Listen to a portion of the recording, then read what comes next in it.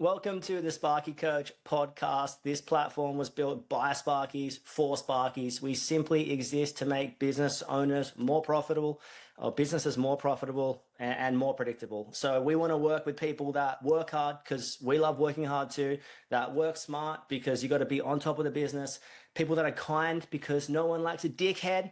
Am I right? People who want results because that's what we're here for, right? And people who want to be part of a like-minded community. So if you're interested in hearing more about the platform, please reach out and enjoy the podcast. I get a little bit Ghengis Khan. Don't want you to get it on with nobody else but me. We are talking about someone getting it on with someone that's not you. We are talking about a builder, an industrial client, a commercial client, getting a price or using someone else. Now, I understand the heaviness. It's a heavy topic inspired heavily by Mike Snow's Ghengis Khan, in case you didn't hear my incredible voice before. Anyway, my big point is this, is that long-term clients are better than short-term money. Long-term clients are better than short-term money. Followed closely by this. So if you take one thing and one thing only out of this pod, if you dance to one song and one song only, you know what it is. It's Black Eyed Peas, My Harms. But if you take one thing and one thing only away from this pod, once your clients use you once, the goal surely is that they would stay with you forever. Unless, of course, they are an absolute dickhead, in which case you should have some processes in place. But I'm a big believer that most of the time you can be a dickhead. Or like, if you look back, there's something you probably would have done a little bit differently. So looking back, it's like, far out, the client had a problem with the invoice. Was it communicated properly? What was it? Was the client really hard to deal with, or was I hard to deal with in the lead up? Did they buy something thinking it was X and they got to the checkout and it was Y? So yeah, fire. That's like a never-ending question that will go forever. But your goal is surely once a client, always a client. Here's my little points. If you get a shot with a client, you got to nail it. If you get your shot, you need to nail it. The most important job is the one you're at. You need to nail it. The client should be super stoked that they chose you. Don't drop the ball with your existing clients. When you get busy, stressed, put through the ringer, put through the mincer, whatever you want to call it, it's so easy to take stress out upon just like day-to-day people. It's like, I'm stressed, I'm busy, I'm tired, I'm anxious. I've got this coming up, that coming up. I'm going from A to B to C, back to A, blah. And all of a sudden, here's some traffic and I'm mad. I'm not even mad, I'm angry. And we know what anger is. Anger is just sadness personified. But have you ever had something happen like traffic, or had something happen like you're a bit delayed, or you turn up and the client doesn't have the right parts, or the client doesn't have the information you seek, and it's like, gah! And you can fly off the handle, but you trace it back, and that's not that big a deal, what happened. It's just that there were lots of things that led up to that point, lots of stress, lots of emotions. Sparks flew, emotions ran high. Dumb and Dumber quote. Sparks flew, emotions ran high, and we landed ourselves in a bowl of hot water that we threw ourselves into, and we reacted negatively or out of frustration. So it's really interesting. But so don't drop the ball with your existing clients. It's so easy to take good clients for granted. It's so easy to take excellent clients for granted. They're usually the kindest, most understanding. They give you repeat work. They give you a lot of work. They don't really care who you send, as long as they're good to great to excellent, of course. But it's just so easy to let the right people down, and it's so easy to please the wrong people. And if you're not careful, you will just keep bowing to the wrong people. You know, the angriest, the loudest, the squeakiest wheel gets the oil, and they come at you and you're, oh yeah, I'm sorry, baby, I didn't mean that. I'll get you Tuesday morning. And you let your good client down. And how many times can you let your good to great to excellent clients down before it's an issue? Not many. Super interesting.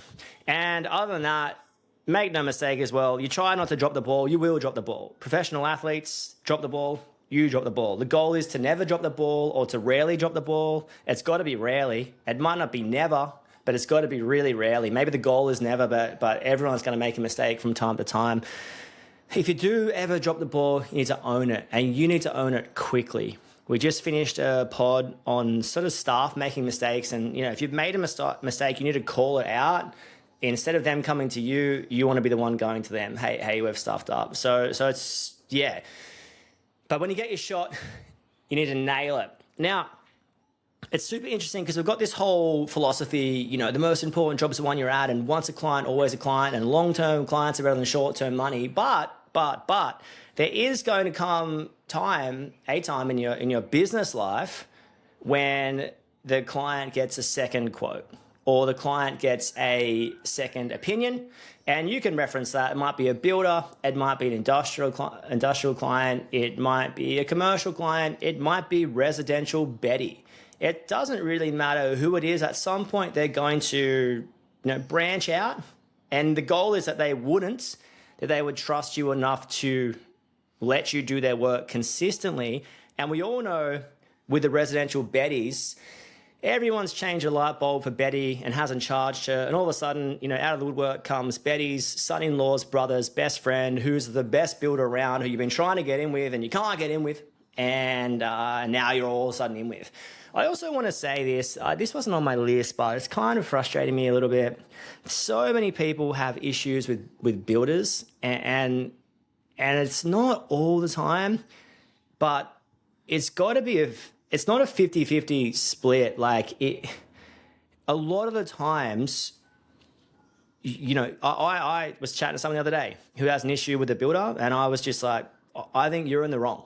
You can blow this thing up as much as you want, but you dug yourself a hole and now you're in it. So a lot of times, we can blame the external source. It's but we put ourselves in that position. There's so many thoughts on that. It's probably a pod in itself, but there's dickheads across every area, and you want to be working with the right people. That's probably the better way to say it. I'll get into that in another pod, but far out. Crazy. At some point, though, your client may shop around, might shop around. And if you just keep doing the right thing, you'll land yourself in the right spots. But you want to land yourself in the right spots for the right money. So I'm going to go through some reasons people might have for shopping around, or the reasons they might have for using someone else. These may be hard for you to hear, but sometimes the hardest things to hear are the best things to hear because you will make a change. So here's a couple of things. Reasons for shopping around, or reason a client may have for going somewhere else. Your advice sucks.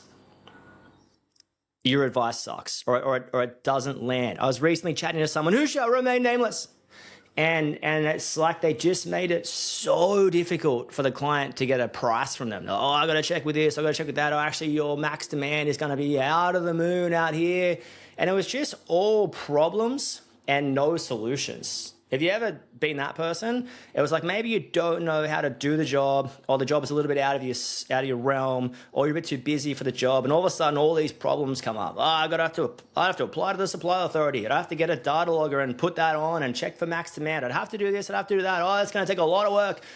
And far out. Maybe sometimes your advice isn't good, or you were just a little bit too hard to deal with, and you push someone a little bit further over the edge. Always be good to deal with. I'm going to plow through these.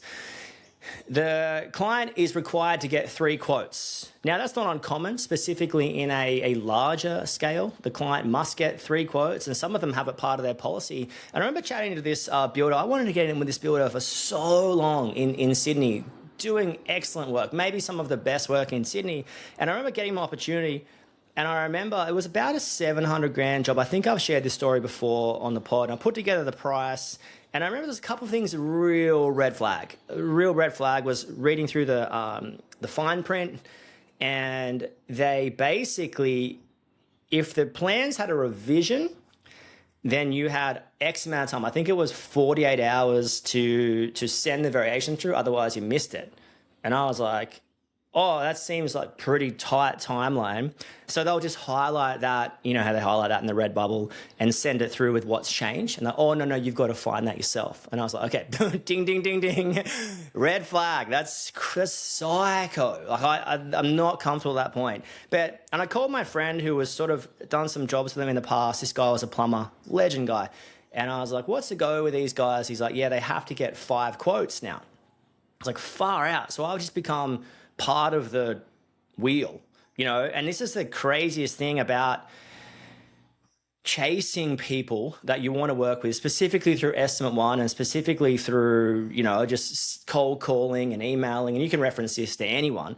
A lot of the times you're just getting price shopped, price matched against other people. And the only context of you usually is price. So look at you, and if you're the same as the person they've used before, they're like, well, I've got no context using this person. I've only got their price to go off. So we've used this other person before. Let's go with them again because the other guy's a similar price, right? So you'd have to go in a pretty red hot price or be really, really excellent to deal with or something along the way to put your foot forward in the best way possible. So I remember hearing this, and then the person needed 5 quotes. I remember making a phone call and I was like, I'm not comfortable quoting this. A couple of things in the contract aren't great for me. And also the other one was, you're getting 5 prices. Like that's crazy to me. And it wasn't that how they were operating their business was wrong, because that's fine. They're entitled to do whatever they want. It's I didn't fit within the ethos of that. I was like, that's not what I want to do. I don't want to price against 5 people, spend a week or 2 quoting this major job, only to find out you've given it to one of the other 4 contractors. I've got a 20% chance of winning this one. You've had no context of using me before. I'm quite busy elsewhere. Thanks, but no thanks. So it's very, very interesting to go through. It's not for everyone. Going out that is not for everyone. All right, they need to get 3 quotes. Here's the other one. They have a contracts admin. So do you know what a contracts admin's job is? If ever you see contracts admin, specifically if you see a junior contracts admin, specifically if you get emailed by someone in the office, be it male or female, about, hey, we looked you up and trying to find you. These people, their job is to find the cheapest price to save their company money. So they might employ someone for, and I'm not belittling money here, I'm just talking out loud. They might employ someone for 70, 80, 90, 100 grand a year, and their job is to literally save money across every single trade. So it's like you've just got some run-of-the-mill punter chasing up 10 plumbers, 10 electricians, 10 gyprockers, 10 excavation companies, 10 form workers, 10 lots of steel suppliers, everything. Across every part of the job, you've got people chasing them up there to save 2 grand, 5 grand, 10 grand, 20 grand, 50 grand, 100 grand, all this kind of stuff. All these little amounts add up to giant amounts. All of a sudden, that person has paid for their wage so simply, so easily. You think it's a sign from the trade gods that they called you. It's not a sign from the trade gods. It's their job to get the cheapest price possible. And they're looking for the sheep that wanders off from the pack. They want to box them. Pretty much a lot of them are wolves looking for the sheep that's wandered off from the pack. And you're like, oh, I'm wandering off down here. I might go do this job that's out of my realm of capacity. All of a sudden, bam, landed a job and it feels good. Now, when you're pricing and quoting a job, you have to please 2 people. You have to please you in the moment, who wants work. You want work into the future. You want workloads. Oh, I got a 200 grand job. I got a 300 grand job. You got to please that person, which is like, oh, I built this rapport with the client and all this kind of stuff. And it's like, yeah, the person currently needs to be pleased.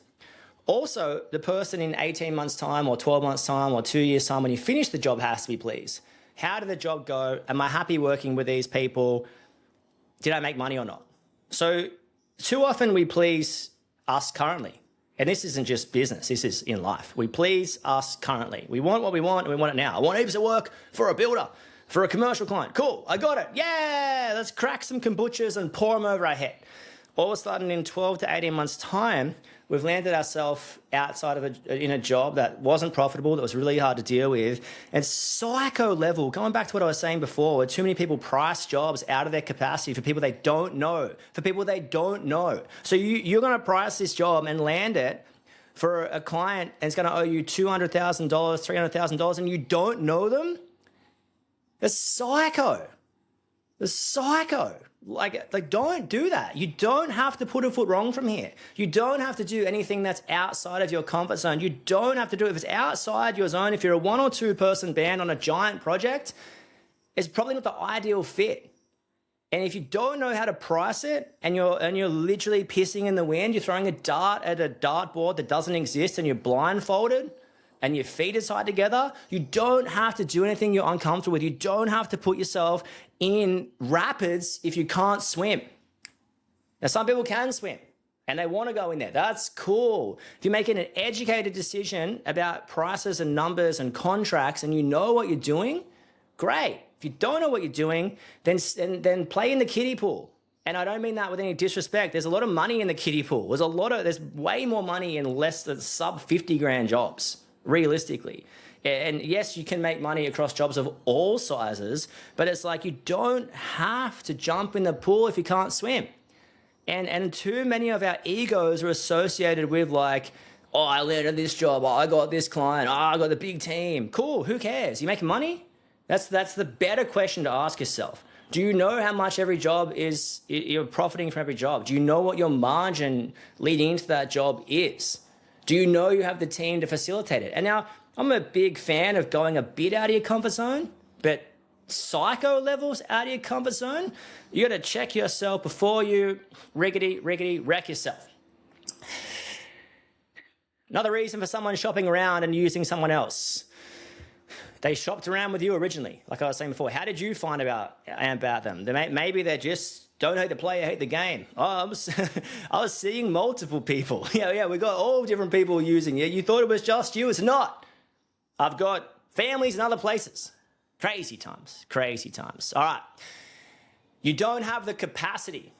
So if you don't have capacity, if you're working for a large company, and they've got multiple jobs on multiple sites and you're at capacity doing one job, they might not be able to use you at the next job because you might not be able to facilitate it.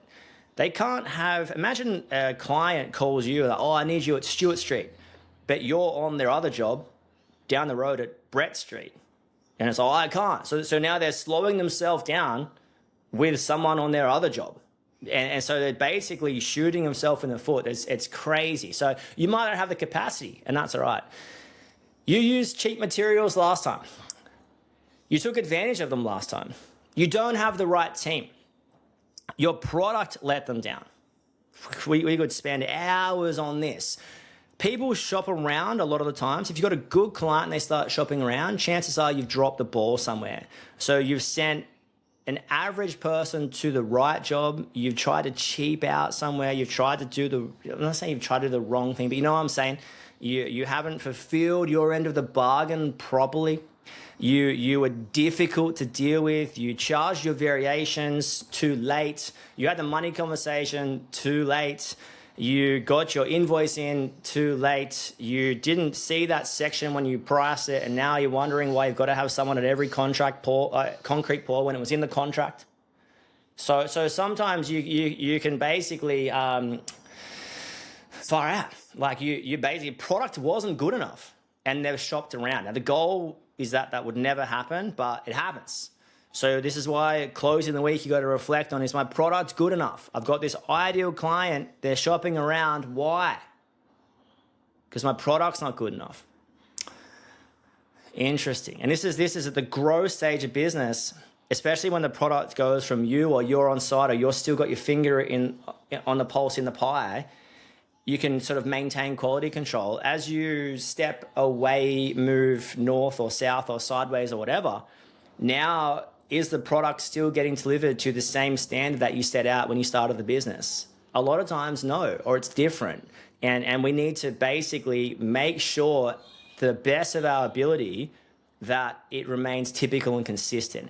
Now, you hear all these morons going like, oh, it's got to be like McDonald's hamburger, where you just like flip the patty, and every cheeseburger I order, whether it's in Bali or Thailand or America or Australia, is the same.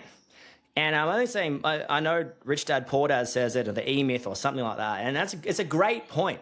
but it is not applicable when you're selling labor only. If you're selling, like, you've got to flip a burger, oh, you should be able to train a 15-year-old kid. Yeah, to flip a burger, but to wire a commercial switchboard, untrained, uneducated, put a spatula in their hand and jab it into the buzz bar? No, no, you can't do that. We're talking about a trained skill. You're literally selling labor materials, and it just so happens in the electrical industry that you have to have tradies, and they have to come through training, and they have to be licensed, and they have to be good at their job because it's dangerous. And you can't just get anyone to flip the burger. No, you put my son in front of a switchboard. He I don't know what he's going to do with it. He's probably going to throw his little wooden sword at it or something. I don't know.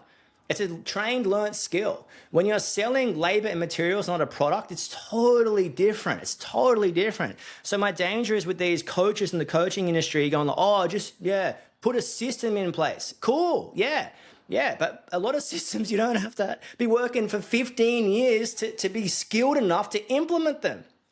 Right, you flashback, you put yourself as 22 on a turbo undergrounds job or a turbo board, or maybe it's a 70 grand main switchboard or the biggest job you've had, you would be out of your depth because you're not skilled enough to do it. So we're not flipping hamburgers. It's different. It's different. The system's not going to change anything. My gosh, who am I preaching to? Who am I speaking to? It's crazy. This is interesting. Your product hasn't maintained its integrity through because you've grown and changed, and now your product's a bit worse than it was. And pricing follows a similar matrix. So a lot of times when you get in with people, you got a lot of work because your prices are too low. Like, not all the time, but typically they're low, and they're low probably because maybe you haven't worked out your numbers properly, maybe you have. But you are doing the work, and you are an absolute godsend, sent from heaven, straight from the trade gods, breathed from the mouth of Thor. You are a weapon. Just look at yourself in the mirror and just say, I am an absolute sent from the trade gods weapon. Nobody on earth strips cable like me. Nobody on earth could do that switchboard in 4 hours. Residential board, smashed it out, 2 hours. Yeah, I know. I know it'd take someone else 4 or 5 hours. It took me 3 because I'm the OG core lord switchboard warrior. So most of us are really good at our job, and we're super organized. So you'll smash that job out, and then the profits will look good because you did it. And even if you were a bit wrong on the pricing or a bit wrong on the numbers, you've made up for it in your psycho level amazing efficiency. So as you grow and as you start to measure jobs, as you start to track jobs, you will realize that, I'm not making the money I once was. Why? Because Joey and Timo are doing the work. I need to raise my prices up. Now I've got it. Now I was volunteering in the office before, and now I've got to start charging for my time in the office because it's a job and the money's made a loss in the office. And now I recognize that. Now I'm inserting that in the calculator, and now I've got to cover an overhead of 50% of 120 grand a year plus super. Now that's changed the pricing. Now my overhead's gone from $25 to $35 to $45 an hour, and I'm selling the same thing, labor materials. It's just costing me a little bit more because I'm not doing the work anymore. And I'm doing valid, important work. It's just not sustainable to hold at that point. So now our prices, we get in with the client at 30 grand, and now the price goes to 36 and 42 and 48. And if we haven't built the relationship properly or had a hard conversations on the way, they might then go, you know what? We used to get this same thing for 30 grand. Now we're paying 48 from it. I remember, most of you would have heard this story. I remember where I was standing as Elizabeth Bay or Rose Bay. So maybe I don't know exactly where I was standing, but somewhere in the city, somewhere in Sydney. And I remember getting a phone call, and I was sort of like parting ways with a builder friend of mine. And it was sort of amicable because I was like, well, I wasn't making money on these jobs anyway. So I was trying to hold on to them because I was probably insecure and my ego was wrapped up in, we got so much work on, all this kind of stuff. And then once I started tracking it, we weren't making money. So we had to charge more. But he was doing 10 of these jobs a year and he could get them for 20, 25 grand, and I was charging 40 grand. So by using someone else, he might make an extra $150,000, $200,000, $250,000 a year because he's getting the same thing done by someone else. Is that evil? Do you think he's evil? The answer is yes. No, it's not. No. But do you think that's wrong? Probably not. If you were buying 200 grand of switchboards this year and you could buy it for 200 grand or 100 grand and it was the same price, what would you do? What would you do if your son was at home, crying all alone on his switchboard because he's hungry? What would you do? You'd do the same thing. 100% you would. If you had a choice between two cars and exactly the same kilometers and exactly the same brand and year model, and one was 25 grand and one was 50, what would you do? Do the same thing. So it's not that they're bad or evil. So they're dickheads. Kidding. So your prices have changed. Your price is too low is maybe the most unspoken thing. Too low is sometimes very bad because it looks to you like you've just missed heaps of stuff. And if you don't ask the right questions along the way and come to a solution, so picture you going in and someone's like, oh, I got this job, cool. Is it off-form concrete or what's this? Do we supplying temps? Are we not? What series switches are you using? Any heated tower rails? Can you get me the specs on those heated tower rails? Do you know what sub-circuits where you, what aircon? Can you put me in touch with, there's 50 to 75 major questions you would ask at a high-end residential. And all those questions are you and your intellectual property gathering information to make sure you can put the quote together that's sufficient. So if you haven't asked the right questions and your price is too low, ding, ding, ding, ding, that can be an alarm bell to the right clients. I said this before, you hit them with variations too late. You didn't show up for the warranty items last time. This is crazy. Some reasons for shopping around and reasons for using someone else, they don't like you anymore. They don't trust you anymore. You've lost their trust. They used to love you and now they don't because your product has changed or you are hard to deal with, all the above reasons. Or the builder client might just be bringing the other contractor in for a specific project. We had this job and we used to manage these bakeries and they sort of bought the block behind it. It was 2 football field sized bakeries and they bought the block behind it also about a football field size, and they cut a big hole in the wall. And that project, we tendered for it. I remember I came in at 280 and then they called me and he's like, Croy, mate, this guy's coming red hot, 210. I need you to be at 210. It was like I was at an auction. Auction's so funny because it's the only time you drop 10 grand within that 10. I got 20, I got 20, I got 20, 20. And sometimes quoting is like that too. You just drop 5 and it's $5,000 or 10. It's $10,000. So be careful dropping around. And I remember I knew my numbers pretty well at that point. And I was like, oh, I can't do it for that. And I was so insecure that they go with this guy for 210 and then was that going to reflect on my existing relationship because the company, the bakery employed the builder to sort of do that job, right? So they're doing this job and I've lost that job to a rival electrical company and I'm just like, gah. And I remember they were doing that and did they have a pleasant experience or not? They had a pretty awful experience on that one because that electrician didn't finish the job properly because they misquoted it. Hello. I said that the whole time. So I actually came out like I was just swimming on roses. I look heaps better because this guy dropped the ball, but sometimes it's not always the case. Sometimes when someone gets a shot, they look better than you because they are better than you. So you've got to basically not leave the door open. But I remember just being really scared. So essentially what I'm trying to say is, what do you do? Like when someone gets another price, we've gone through the reasons and hopefully you can recognize that. What can you do differently to not give someone a reason? They might do it anyway, but how can you just be so excellent to work with that they don't have a reason? But if they do open the forbidden door, forbidden gate, what do you do? And on my hands, don't stress, it'll be okay. Focus on yourself. Don't stress, it'll be okay. I remember just feeling real stressed and feel anxious and my body's tightening up and it's like, what if their price is better? Like my price is even correct? Just freaking out. And don't stress, it'll be okay. Treat every single client the same. We've all had a light change at Betty's house that's led to some nuts project, commercial, industrial builder.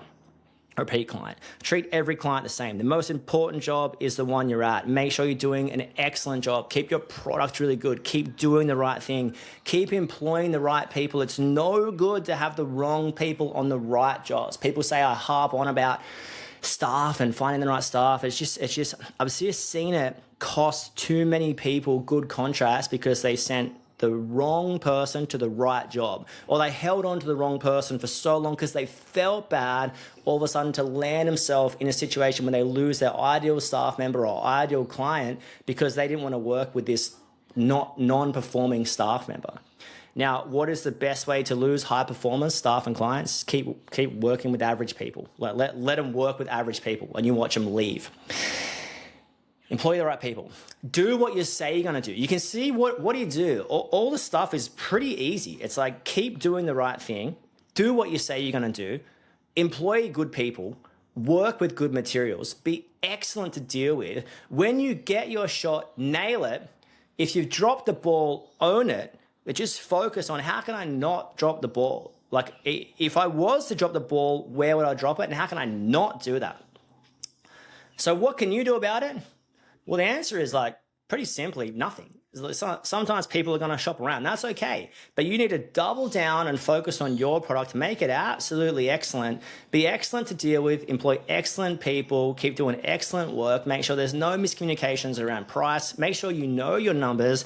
Just keep doing the little things well, Cyndi Lauper style, time after time, and you'll land yourself. The incremental effect of making good decisions and great decisions will land you in a really, really, really good spot in 10 years' time. Too many of us are trying to accomplish something in 1 year when it might be 10 years.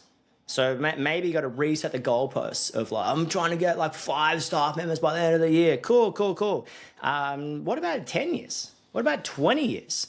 Maybe reset the goalpost a little bit. So back to my big point. Long-term clients are better than short-term money. Once your client uses you, you want them to be a client forever. You really do. You want them to speak well of you forever because good news travels.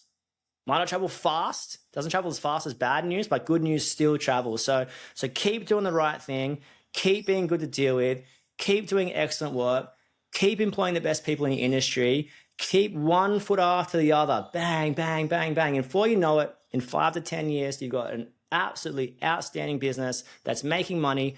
The money's enabling you to build wealth. The building wealth enable you to be kind. You should be kind the whole time, of course, but you can do some really, really cool stuff if you've been around for a long time, especially to staff, especially to clients, especially in the community. So look after yourself. Remember, if someone gets another price or a second opinion, it's all good, but just make sure you are backing your product and being the best person you can be and being the best company to deal with and have the best day ever. Thanks for hanging out. Peace. That's a wrap on another podcast. Whatever you're doing, don't be too busy to stop and check if you're making money. And above all else, you know the rules, be kind. See you soon.